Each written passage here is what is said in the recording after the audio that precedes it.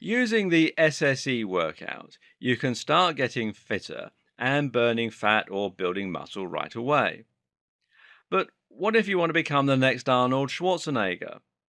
What if you want to become incredibly bulky, ripped, and hench? In that case, you might think that your only option is to start lifting weights, but you would be wrong. In fact, there are a number of ways that you can build big muscle using body weight alone, and it's probably a lot easier than you suspect. In this video, we're going to be looking at how building muscle works, and we're going to look at how you can do it using body weight. This is all about theory. Towards the end of the series, we'll be looking at individual body weight moves that you can use and providing a kind of glossary of exercises for you to dip in and out of. So watch this and apply it to those moves.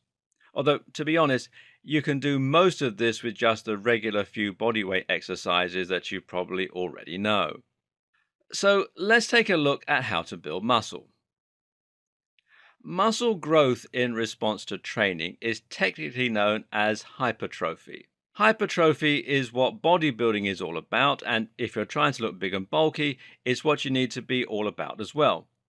So the question is, how does hypertrophy work? How can you stimulate your body to produce more muscle? And the answer is that you need to provide the body with volume. Volume is what defines the intensity of your training, and it can come either from increasing the weight or from increasing the number of repetitions, or both. This triggers changes in the muscle which causes it to grow, and it's widely believed that there are two different mechanisms through which this can occur: sarcoplasmic hypertrophy and myofibrillar hypertrophy. Sarcoplasmic hypertrophy is the kind of hypertrophy that is caused when you increase the number of repetitions. This is the kind of muscle growth that you get when you train with rep ranges of around 12 to 15 or even higher. It's also increased when you increase your time under tension, which is the amount of time that you spend actually straining under the weight, rather than setting it down to rest between sets. When you increase the number of repetitions you perform and when you hold the weight in position, you're calling on your muscles' endurance. This in turn relies on the amount of fluid and the amount of energy, otherwise known as ATP, stored in the muscle cells, the sarcoplasm.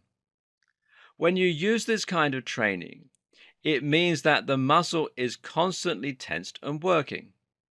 In turn, this causes the blood to occlude. In other words, it gets sent to the muscle and it stays there. This is also what causes us to get the feeling of pump when we're working out. As this happens, you also get a buildup of metabolites. These are muscle building products that are found in the blood and that you end up flooding your muscles. Now, metabolites include the likes of testosterone, growth hormone, and IGF-1. You also get a lot of nutrients in here. As a result, the muscle responds by growing and specifically by swelling and taking on more water mass.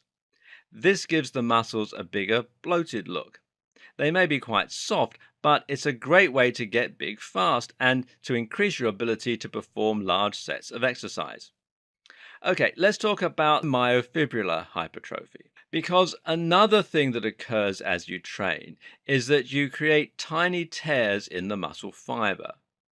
These are called micro tears, and they're so small as to not be damaging in any way or to be all that painful, although this can lead to DOMS the next day, which is delayed onset muscle soreness.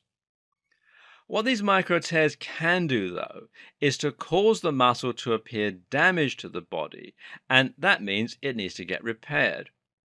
When you're resting later on, the body will use protein from your diet in order to rebuild the muscle, and each of those muscle fibers will come back slightly thicker and slightly stronger than before.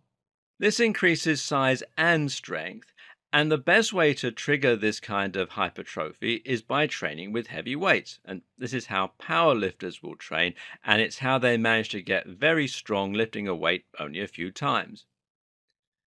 What you also need to know about is the different types of muscle fiber.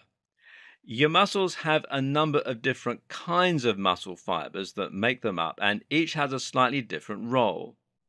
In general, though, we can split these muscle fibers into two categories, which are fast twitch and slow twitch. Fast twitch fibers are capable of creating greater acceleration and greater force, and that means that they are the most useful kinds for lifting heavy weights. Your body will use these first when you start to move a heavy weight, and once they become fatigued or torn, it will move on to the slower twitch fibers. Eventually, you don't have enough power to move the weight, but some slow twitch fibers will remain, meaning you're still able to move your arms. There's something else that occurs here too, and that's that you're also strengthening your mind muscle connection. This is the ability of your brain to actually use the muscle you've got in order to exert force, and the more you train, the greater that ability becomes. Each time you contract a muscle, you do so by sending signals from your brain through your central nervous system.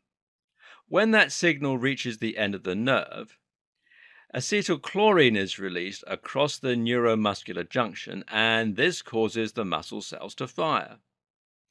As you do this repeatedly, you're actually able to increase the number of nuclei in your muscle cells, called myonuclei, which means that more of your muscle fibers can fire in response to that signal. This also contributes to extra muscle growth because the number of nuclei is directly related to protein synthesis, the ability of the muscles to use the protein in your diet to build muscle.